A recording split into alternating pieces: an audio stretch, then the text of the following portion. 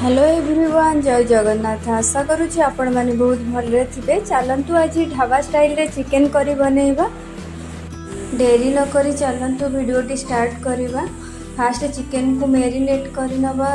Marinate करबा पई लेंबू, गोटे चमच तेल, हलदी गुंड, लंका गुंड सबको मिक्स करी 30 मिनिट पई मेरिनेट होबा पई छाड़ी दबा।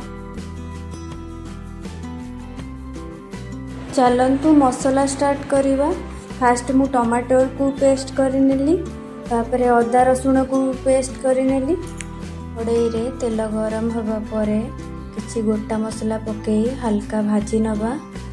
हल्का भाजी हो साइला परे कटा होइतिबा पियाज, कच्चा लंका पकई हल्का गोल्डन कलर होगा पर्यंत भाजी नबा।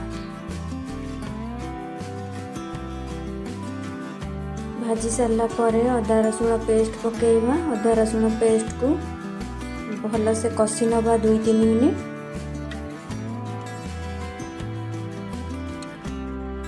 एबे आमे मेरिनेट कर रखिथिबा चिकेन को पकेइबा।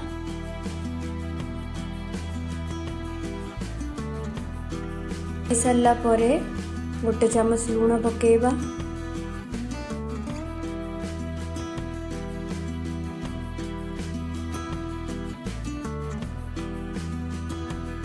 एबे आमे टमाटर पेस्ट पकई कषि नबा।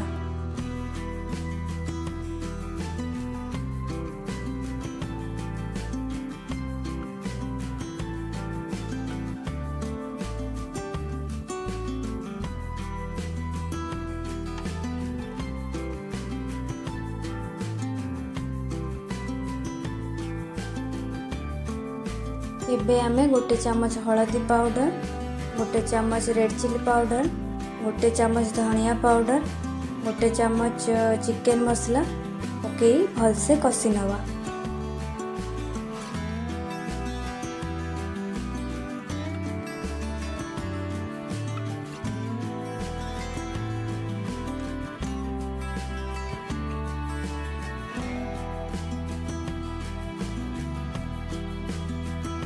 चिकेन सिझिबा पई गोटे ग्लास पानी ऐड करिदेली।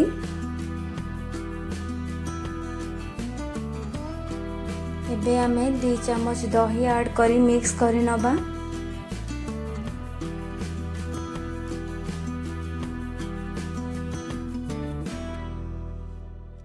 गोटे चमच गरम मसला दे 2 मिनिट कषि होगा पई छाड़ी दबा।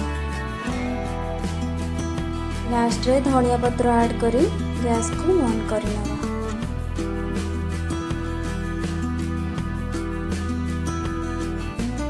देखंतु ढाबा स्टाइल रे चिकेन करी रेडी हो गला। रोटी और भात सहित सर्व करंतु। वीडियोटी भल लागितिले लाइक एंड सब्सक्राइब करंतु। पाखरे थिबा बेल आइकन को प्रेस करंतु।